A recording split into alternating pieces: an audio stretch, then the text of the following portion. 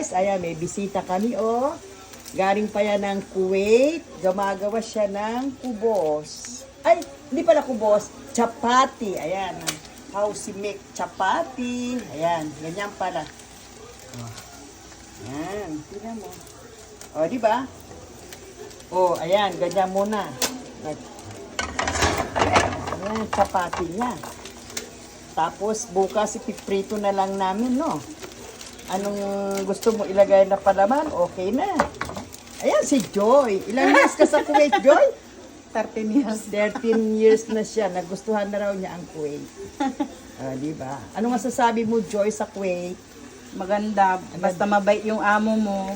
Basta masipag ka. Marunong kang dumiskarte sa trabaho mo. Dumiskarte sa buhay. Tatagal siya. Magtatagal ka sa amo mo. Correct! Correct!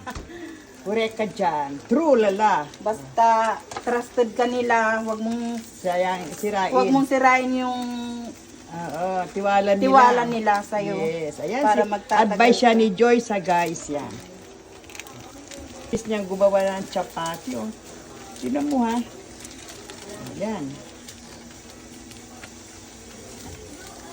Kahit nakapikit siya, alam na niya yung mga ingredients ng chapati. Gusto mo gawan kita ng kuba rice? Ano yun? Sila para kay na Omer. Kasi pag Ramadan alam mo. Oh? Ayan, magaling siya magluto, guys, ng Arabic. At tingnan mo, oh. Kaya naman. Ang ipalaman natin beef na giniling. Oo, kaya naman, talaga ang tawag dito, ang amo, nagsiguro. Kano binigay sa iyo?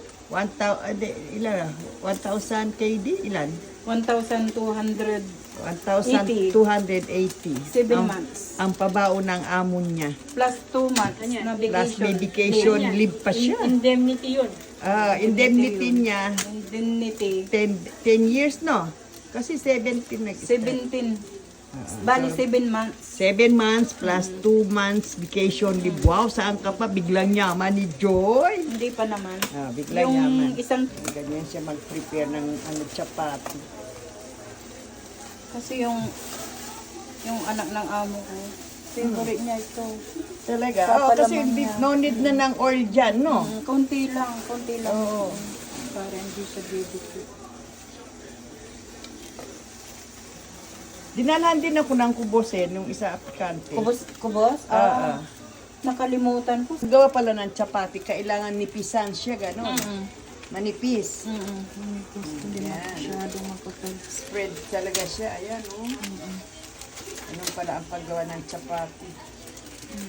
Kahit wala kang rolling pin, okay lang ganito. Pwede rin kahit walang rolling pin.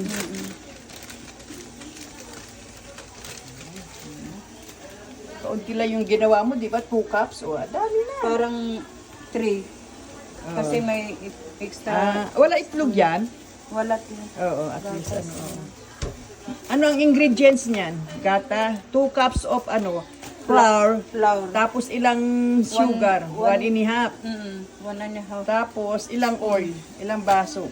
6 spoons 6 spoon na oil. oil. Ordinary oil. Ordinary oil. No need na yung yung 1 teaspoon na 1 teaspoon na salt. salt. Walang yeast Iodized. yan. Wala. Yan ang ganyan siya sa chapati. Wow.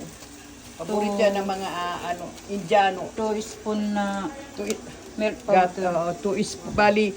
2 spoon na milk powder, 1.5 sugar.